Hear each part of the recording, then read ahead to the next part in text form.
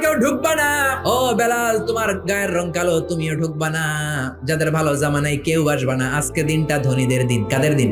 ধনীদেরকে ওয়াজ করব। ধনীদেরকে বিশ্বনবী ওয়াজ করতে লাগলেন। ইন দ্য মিন টাইম এক অন্ধ সাহাবা এই নোটিশ শুনে নাই। আব্দুল্লাহ ইবনে উম্মে মাকতুম অন্ধ সাহাবী হুট করে ওই ধনীদের মিটিং এর মধ্যে ঢুকে গেলেন। বিশ্বনবী একটু অপছন্দ করলেন। বিশ্বনবীর ভ্রুটা বিশ্বনবী একটু কুঁচকালেন। আহা, এখন কেন ঢুকলো? অন্য সময় ঢুকলে তো ভালো হইতো। এই যে বিশ্বনবী একটু অপছন্দ করলেন, একটু নাক ছিটকালেন, বিশ্বনবীরও আল্লাহ ছাড় দেয় নাই। বিশ্বনবীরে ধমক দিয়ে, বিশ্বনবীকে সাবধান করে দিয়ে ওই সাহাবীর সম্মানে রব্বুল আলামিন একটা সূরা নাজিল করলেন। ও নবী, আপনি অপছন্দ করলেন কেন? নাক ছিটকালেন কেন? বিরক্ত হলেন কেন? যাদেরকে নিয়ে মিটিং করেন হয়তো একটাও কালিমা পড়বে না।